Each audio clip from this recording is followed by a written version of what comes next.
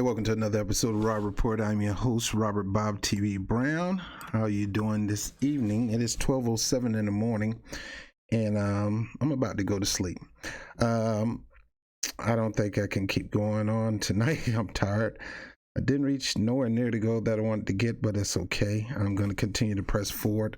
I want to thank those who did give today toward the effort of the 2020 program. Give me a moment. All right, so I want to thank you. So today we're going to talk about Joe Biden. It is alleged that Joe Biden, during 1988, when Jesse Jackson was running for his first presidential campaign, Jesse Jackson had tension with Joe Biden. Joe Biden referred to Jesse Jackson as boy.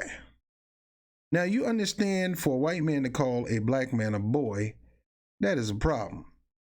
Because as Michael would say from Good Time, boy is a white racist word. You don't call a black man a boy unless he's literally a boy, but not a grown black man. So we're going to talk about that today. Yeah.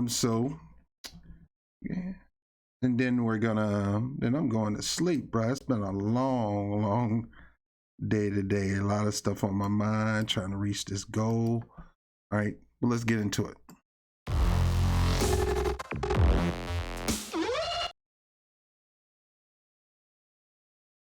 All right, so here you have it. It is alleged that Democratic icon Jesse Jackson was condescended by Democratic icon Joe Biden. But there was two white people that came to his aid when he ran for office. One of the white men was Bernie Sanders. The other one was Donald Trump. Now, of course, a lot of people say, well, Trump wanted something for Jesse Jackson. Of course, that's what all big money donors do. They give money to the campaign, not necessarily because they believe you're the great one and you can help. But my thing is, what's in it to invest in a black man to run for president? The first black man to win a race for first black man, see, I'm getting tired. The first black man to win a couple of states in his presidential race. A couple of things derailed his campaign, like the Hymietown references and things like that dealing with the Jews, Jesse Jackson. But the bottom line is, Jesse Jackson was a formidable opponent. And nobody from the Democratic Party wanted to support him. Nobody. The DNC didn't. DCCC didn't. Well, I don't think DCCC had any, let me get them out of this. They had nothing to do with this anyway back then. But the DNC did not want this man to be president.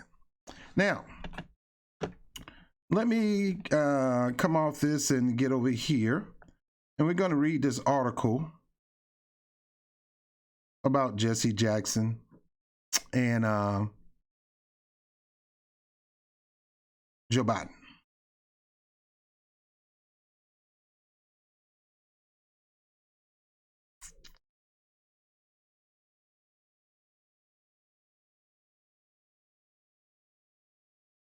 All right, so this is BuzzFeed News. And it said, in his first presidential campaign, Joe Biden told black voters to reject Jesse Jackson. Now, you got to remember, it's not Joe's first rodeo. This is 3 times.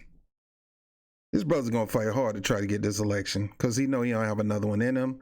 And the only way to edge his name in history is to become president, because his record as a legislator is horrible.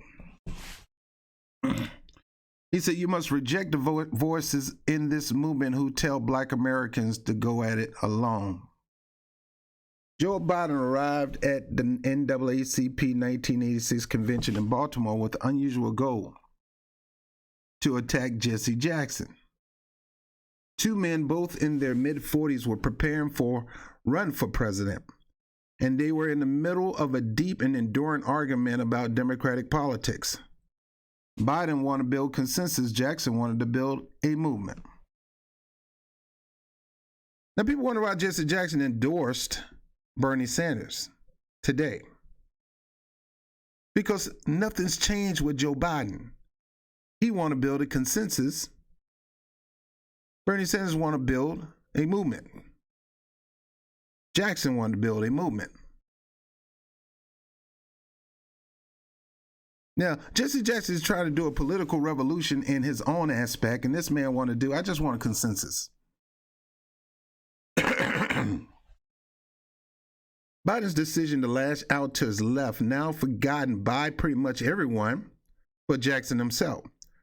So like today, Biden is doing what he's doing back then, bashing the left. Not the moderates, not the conservative Democrats, but the left. And Jesse Jackson was considered a left-wing extremist. He came from the tutelage of Martin Luther King, which would have been considered a left-wing philosophy, a socialist philosophy, a democratic socialist philosophy. Jackson himself offers a glimpse of instinct and positioning that have changed little, even as he has shifted his thinking at times to stay with the mainstream of his party. He said, "We must reject the voices in my party who say, you've heard it time and again, much progress has been made." Don't this sound familiar, family? Much progress has been made, and now we must wait for Reagan's revolution to run its course. Biden told the mostly black audience that day in Baltimore, easing into his criticism of Jackson. Now, don't get it twisted. Biden was cozy up with the Republicans. He figured he needed to do that to get stuff done. How you going to get stuff done with people who don't want to get stuff done with you, man? Now, I do admit back then they're a little more cordial, but the bottom line is when it comes to real agendas, real vision, real missions that help regular people, they weren't trying to get none of that stuff done. Even Democrats didn't want to get it done, especially the moderate liberals. Only the lefties wanted to pull a movement. People like Jesse Jackson, people like Bernie Sanders. But just as I and many other white leaders reject the voice, this is Biden talking, reject the voices of those who are calling for caution, he continued, you must reject the voices in this movement who tell black Americans to go it alone, who tell you that coalitions don't work anymore. Coalitions, movement, that whites and Catholics and Jews no longer care about the problems of black America, that only blacks should represent black. Now, you got to understand, Jesse Jackson was building a rainbow coalition. He was building a coalition of multicultural people, kind of similar to Bernie Sanders. But he wanted to use the rainbow coalition to help advocate for the needs of black people, because he figured going at it alone sometimes didn't get us as far as if we could, if we needed a coalition. But to some of us, we feel that most of the time going at it alone is the main way to get people to recognize who you are, to respect who you are, to the point that they want to be a part of your movement.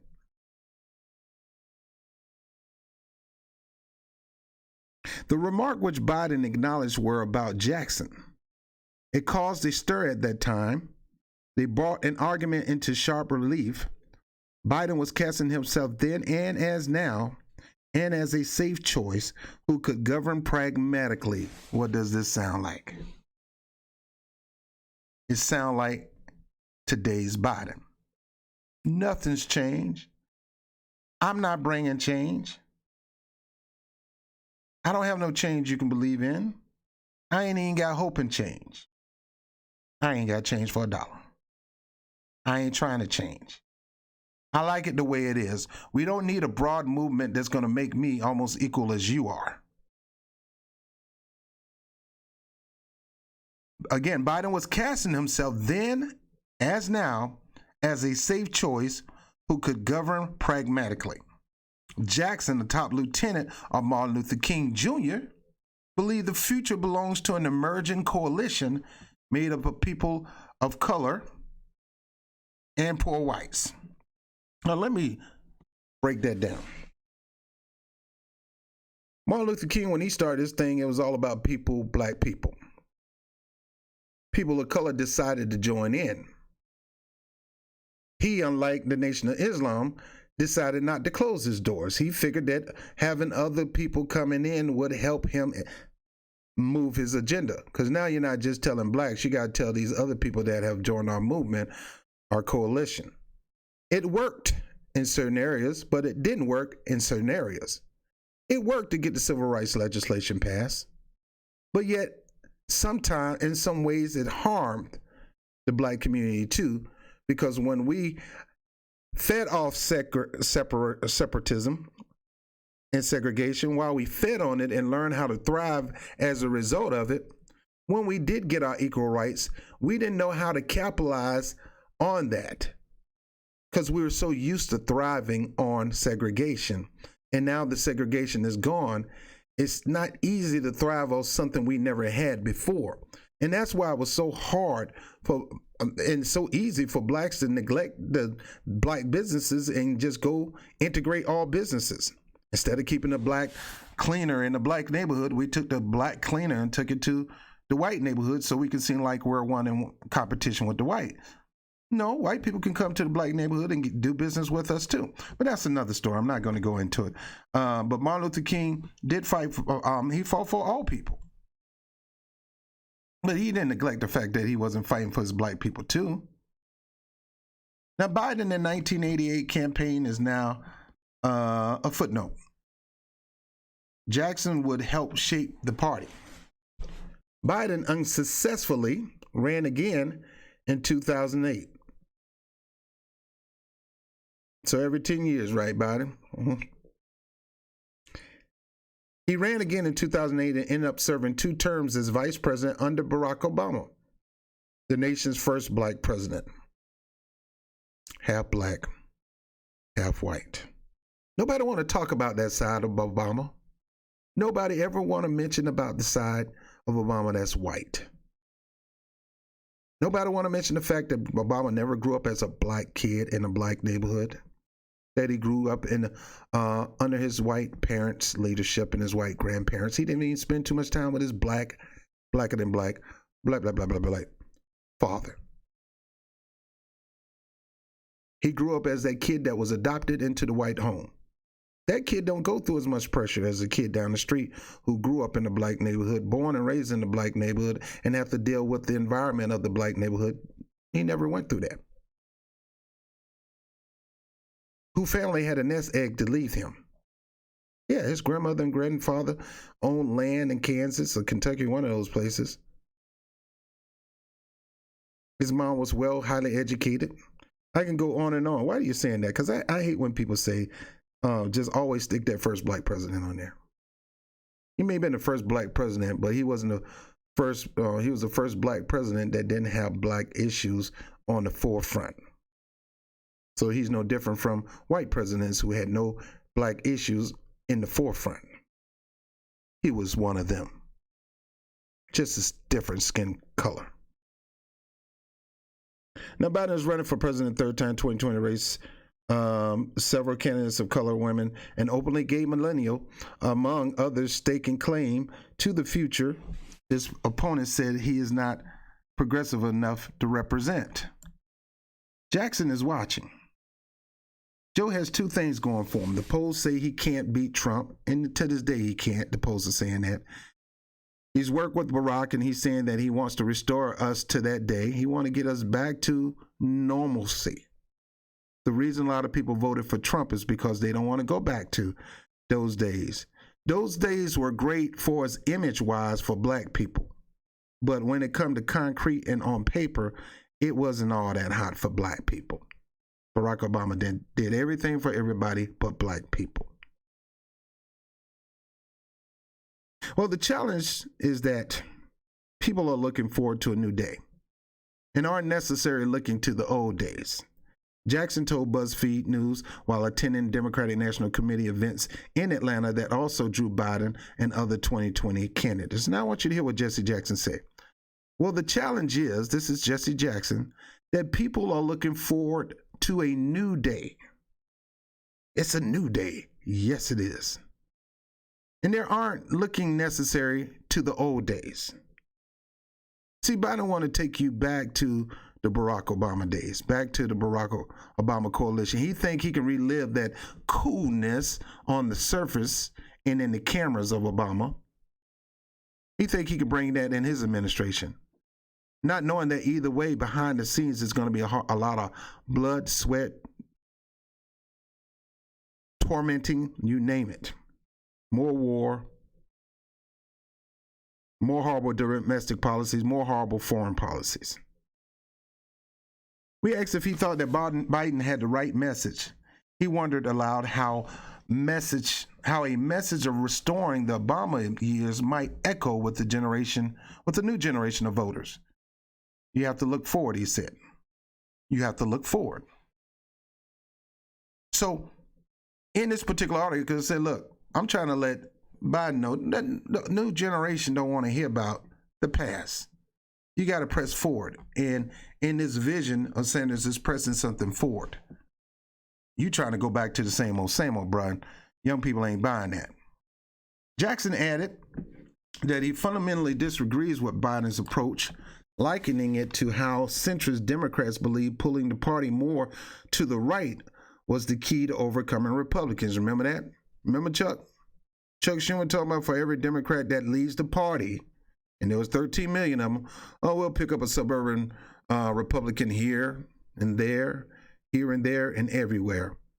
And it didn't happen. Chuck was wrong.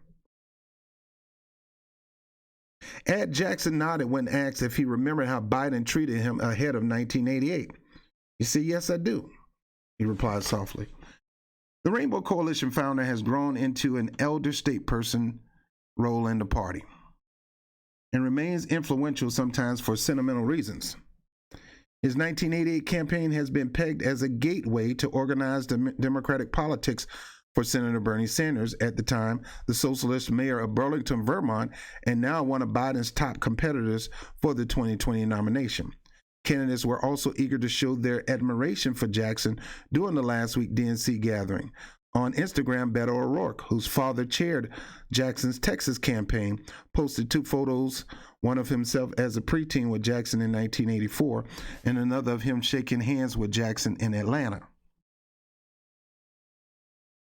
Biden mentioned Jackson several times during his speech to party officials, observing at one point that Americans are more together on what we should be doing as a nation in terms of issues that were when Jessie and I were getting started. That was really a snub.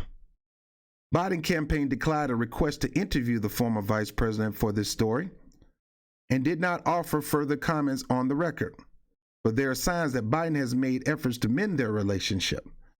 Both were honored last fall in the National Civil Rights Museum Freedom Award and had kind words for each other during the ceremony. Biden glossed over the past and described their experience on the campaign trail together as pleasant. Well, that's not what I heard, because we're going to read another article soon. Now, my question is, how did Biden get a National Civil Rights Museum Freedom Award?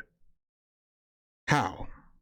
They say both were honored last fall with the National Civil Rights Museum Freedom Award. How did he get one? What freedom have he been fighting for?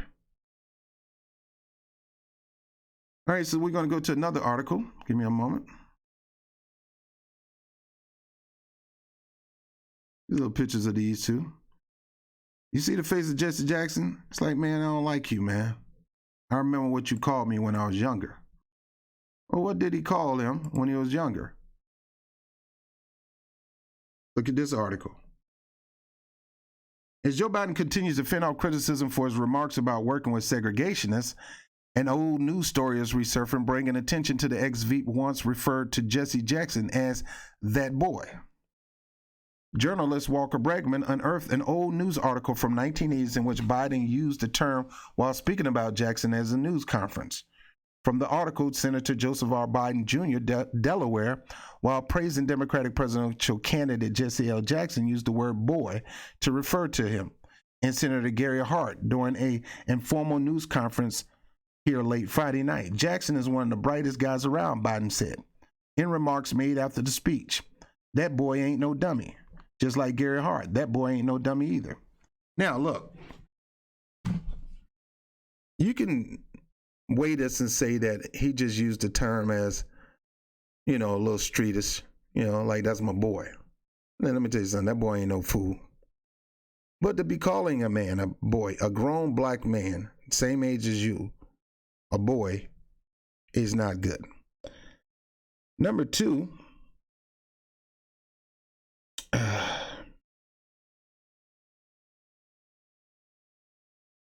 trying to hold my tongue. I'm not going to say that. Biden's remark came in response to a reporter's question about the impact of Jesse Jackson's candidacy on the Democratic Party. All right, so the story is corroborated by a 2008 piece written by a reporter who attended the presser. Biden said his comments didn't have any racial intention since he's also referred to Hart, who is white, as that boy. So you got to understand what Joe Biden likes to do. He'll say something, really mean what he say, but find some way to tie somebody in that same phrasing to take away the heat off it. He'd do it often, very often, to take the heat off of him. I'm trying to think of a couple times when he did it before where he talked about, for an example, Barack Obama, when he said Barack Obama, this guy is incredible. Oh, this guy is very special. He's clean cut. He speaks well, very articulate. He's something else. As if black people in general don't speak well and very articulate and not clean cut. Oh, he's one of a kind. In other words, he's not like any other Negro. This guy's clean cut. He's sharp. He's smart. I can tutor that young man. I can be a mentor to that young black man because he's clean cut. He's smart. And besides, he's half white. He's not all the way black. He's half white. I'll tap into the white side of Barack Obama. Don't worry about that. Another story told particular revelers right now, given that many of Biden's 2020 rivals are attacking him for holding up his work with segregation in order to argue for the importance of partisanship and political civility. Biden has dismissed the call for him to apologize, saying his critics know better than to criticize him on that issue. See, that's a sign of white supremacy. When people are asking you to apologize and you're going to tell people you need to apologize to me for even thinking that. That's a badge of white supremacy. Let me read that again. Biden has dismissed calls for him to apologize, saying his critics know better. They know better. They know better. Told Cory Booker, if anything, Booker need to be apologizing to me. He know better. This cocky, arrogant son of a gun, man. This guy's a white supremacist to the core, and y'all sitting up here propping him up just because he was in the same administration as Barack Obama. He was Barack Obama number 2 guy. Well, white conservatives wasn't going to, try to move him up to the presidency. Anyway.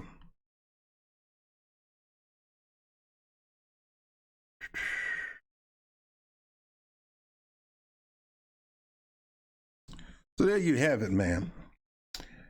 Joe Biden, the typical bigot, racist that he is, oftentimes say stuff like that, and he knows what he's saying. It's no different from Ron DeSantis back in Florida talking about we can't be monkeying around with this stuff.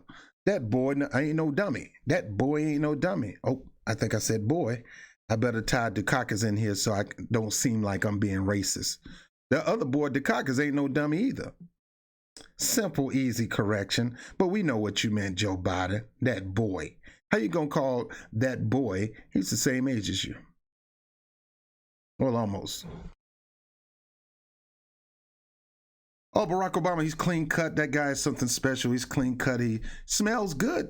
Yeah, he don't smell like Negroes, they stink. As your boy from Tyrone Bixby say, you know, Jasper, and they stink.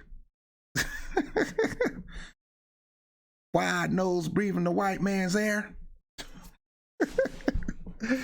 Oh boy, that's one of the funniest skits I ever seen in my life, man. A blind black white supremacist who think he's white. What do you mean I write those books? You don't think I can write those books? I wrote 7 of them books, not 6. May I speak to Clayton Bixby? You found him, buddy. Clayton Bixby, the author. What's wrong? Just because I'm blind don't mean I'm dumb. Y'all got to go back and watch that Dave Chappelle. Look, I told Jasper, look, if anything, them coons ain't going to be messing with my sister. If anybody going to be having sex with my sister, it's going to be me. Now, let's get in the truck, Jasper. All right, guys, I'm done. Man, Joe Biden, man, I'm keep telling you, man, y'all got to get the word out, man. This guy's playing people's emotion. Go check out his racist record. He do on the sly racist things. He shows his white supremacy just in the simple fact the guy can't apologize. He can't apologize to Anita Hill and the mess. You watch that foolishness he did on The View, where they grilled him about Anita Hill, and he did not want to apologize. Trying to say, hey, I don't look at me. Don't look at me. I didn't do nothing to her. You guys are wrong. I didn't do nothing to her. You devastated that lady life, man. You, Joe Biden, you sided with the Republicans in that racist black female smear to protect your bootlick, Clarence Thomas. Ah, boy.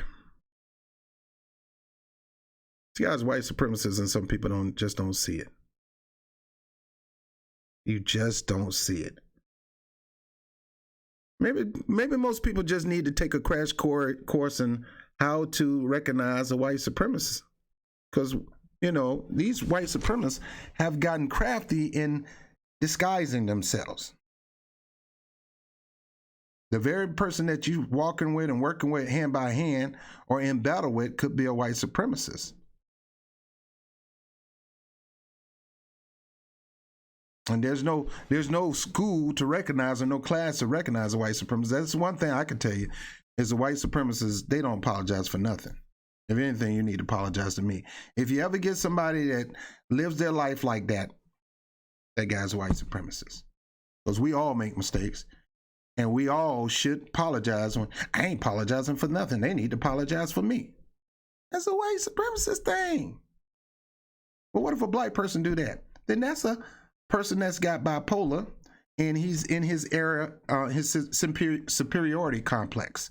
And being bipolar, you go through highs, lows, you go through long periods of stability. Then you have your high part when you look down on everybody. That's bipolar. I've been married to 2 women that has been bipolar. And then I often wonder, am I bipolar? Why do I keep attracting these bipolar women? Because sometimes they got certain things about them that I like. You know, look, bipolar people need love too. Somebody gotta love the bipolar people. They just need their medication. Somebody gotta love them too. Anyway, I'm done, guys. Let me see who's up here. Let's see. Bada boom, bada bang. All right, Tommy, what's up? Choctaw, you still up here? Okay. Bernie nibbling around on the edges, black progress. We biz get out of jail, free card, ending debts. But he felt black middle-aged black women, in particular the group who is in the Democratic Party. Yeah, like I said, a lot of these things can help blacks, but, you know, and I agree with you on that. Yeah, he did cry tears when Obama got elected. I saw that. I mean, it was emotional to see a black man get elected, because we never thought it would happen in our lifetime. And it was emotional. And the next day, man, we felt like we were on top of the world, man. We came out of there with our chest stuck up high, man. Man, people you couldn't even stand became your best friend. Like, yo, I can't stand that Negro, but it's a new day. Obama president. Yo, what's up, man? What's good? No, man, what's up? What's good with you? Hugging each other, man. Last week we were trying to kill each other. Now we're hugging each other because Obama made president. As Obama went through his presidency, he began to disappoint the black community and really didn't really fight for us. But look here, people, my black people. Let me take care of this business over here for the first 4 years. I got to get this Medicare, Obamacare, the Affordable Care Act passed. And I got to make sure I got Sasha Malia in school and Michelle's okay. Make sure the house is happy. Because if mama ain't happy, nobody happy. And make sure I can give Joe Biden that makeover that he so desperately need. Joe, put the white hood up. You don't do that no more. Oh, God. Didn't do nothing for us the second term. We vote him in, and that's when he could have went gung-ho, because he have no reason not to go gung-ho, and he disappointed us. That's why I didn't vote for him. I voted for Jill Stein, because at least the Green Party was trying to push legislation. The only thing about the Green Party is they didn't have the juice. They needed people juice, and they couldn't get it. But they had platform strategies. They supported organizations that helped the black community, help teach kids how to farm, help teach kids how to shoot weapons. Oh, you know, you had different people, factions in the Green Party, and there was a lot of activists in the Green Party that supported the Green Party that was doing good for the black community. Obama, nothing.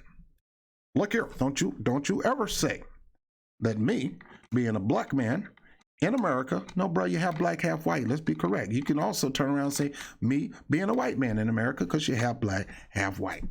It is what it is, man. Don't try to run for it. I'm interracial. I mean biracial. Interracial is when you got a lot of colors in you. I'm biracial. My dad's black Kenyan, and my mom's a white woman from Kansas or Kentucky. One of them, Kansas. My dad married Dorothy.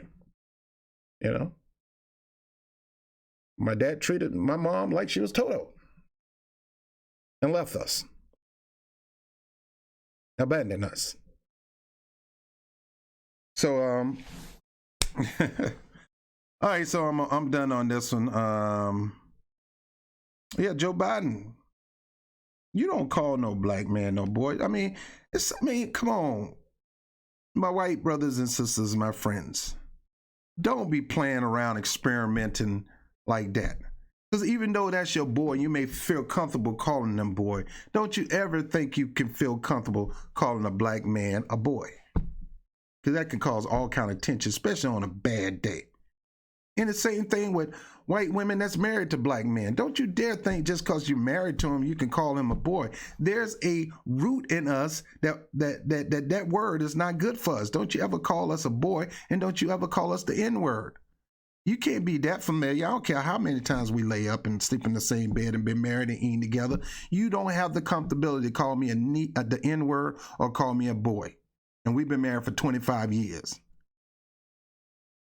And my white brothers and sisters, don't go into the neighborhood thinking you just casually go around saying, yo, my N-word, my N-word. I don't like the N-word anyway, but in the hood, you got to earn that, bruh. You gotta validate for that word. Yo, my N-word. I mean, you ain't Tommy on Power. You know, Tommy deserved that word. He could use that word because him and Ghost grew up in the hood. The hood knew Tommy, the white boy. By the way, go watch that movie, White Boy Rick. See, Rick earned that. But don't assume that you can go around saying that word. You can't. You can't. You don't earn that right. Those are slavery. Those words are abusive words of intimidation, and you don't want to ever use that word.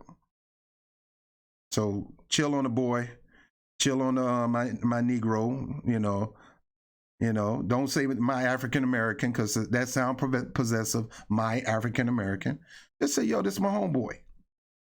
It's my, people can say dog. I don't call nobody no dog. Just say, yo, this is my homie. But don't use black. Don't use the N-word. Don't use boy when dealing with black folks, because it may be all right a couple 2 days, but there's gonna be that day when that brother gonna be on the wrong side of his emotions, and it's going to cause a problem. What you call me? I call you that all the time, man. No, man, you don't call me that. You finally wake up to who he is, and he get mad and want to jump on you for calling him the N-word. Don't do it. Anyway, I'm Robert Brown with the Robert Report. Let's see, Tommy B. What's up? Choctaw Warrior. Yep. Salt Lakers. No black man likes that. Now, he probably played it off in public, but you could look at he don't like being around Joe Biden. He don't like it at all. Go look at the pictures. Just Google Joe Biden and Jessie Jackson. They don't like each other. They ran against each other, and he got real nasty about that. And Jessie Jackson know Biden was a white supremacist, man, low key. Did you put a link up of him saying that? Because oh no, I can get the article. I'm gonna see if I can pull up the article. Just Google it. You'll find the article. Joe Biden and calls Jessie Jackson boy. Now, he called him boy, but to keep the heat off of him, because sometimes that racist slip will come out. Let me tell you something, that boy over there, boy. But then you realize that you can't show yourself as a white supremacy, because it's bad for you in the Democratic Party when there's a lot of black people in the party. So what you got to do is find some way to spin it. So he ended up going from Jessie Jackson being a boy to Dukakis a boy. Dukakis, or one of them. I think it was Dukakis a boy. So he had a slip up, and he almost got caught, but he corrected himself by throwing Dukakis in the mix. It kind of, okay. All right, so he ain't calling Jessie Jackson a boy because he called Dukakis a boy also. No, he pulled Dukakis in because he knew he messed up with what he said, which he always do. He always mess up when he, that's why Bernie will kill him in a debate, man, because that debate will make him look so horrible that it'll be impossible for him to come back. Now, look, my prediction is I want Bernie Sanders to win. I want him to beat Joe in Detroit and Michigan. I want him to beat Joe. I want him to shut up the establishment. They think they playing work, and it did. And they feeling themselves. Look at that. This is Obama behind the scenes. Look at that. It worked. All those people coming out to this meeting, he can't even get them out to the polls. My plan worked so beautifully. Tom Perez, good job. It worked. Now, y'all, you gotta really shame them. People need to turn out in high numbers. They need to tear the roof down. They got to have some poll watchers there at the polling stations in Michigan. Bernie Sanders need to have his own poll watchers, making sure they're watching, looking, making sure nobody's cheating, calling it out on phone or calling it out on Facebook or something, Facebook Live if you see it. These mother out here cheating, man. Look at this phone. He cheating. Look at what you doing with those papers. What you doing with those ballots, man. He cheating. I mean, you got to do stuff like that. I mean, Bernie Sanders got to get his game tight now, because he's not debating Joe right now where he can really humiliate Joe to the point that nobody in Michigan will want to vote for him. But right now, that debate isn't until after Michigan. And look, it's a long way to go. The race is close. I don't know why people going around talking about, he's done, he's far, blah, blah, blah. And if Elizabeth Warren endorsed him, he have no pet. Stop. The delegate count is too close. It's not like Joe Biden is at 1,000 and Bernie Sanders at 500. That's not the case. California is still counting, and it's closing the delegate count and the popularity count. Dallas is asking for a recount. A couple other places asking for a recount because something just is fishy. So it's far from over. So, and even if Biden did win Michigan, it's still not over, because Bernie Sanders may hit some landslide. You remember there was times when Bernie Sanders was racking them up 5 states back to back. Hillary Clinton hit 3. She cleaned up the South. Then all of a sudden Bernie went 2. Then she cleaned up with 3 more. And then Bernie went 5. I mean, that's just the way the race is. You don't quit until the last person vote. That's my philosophy. You don't drop out till the last person get a chance to vote.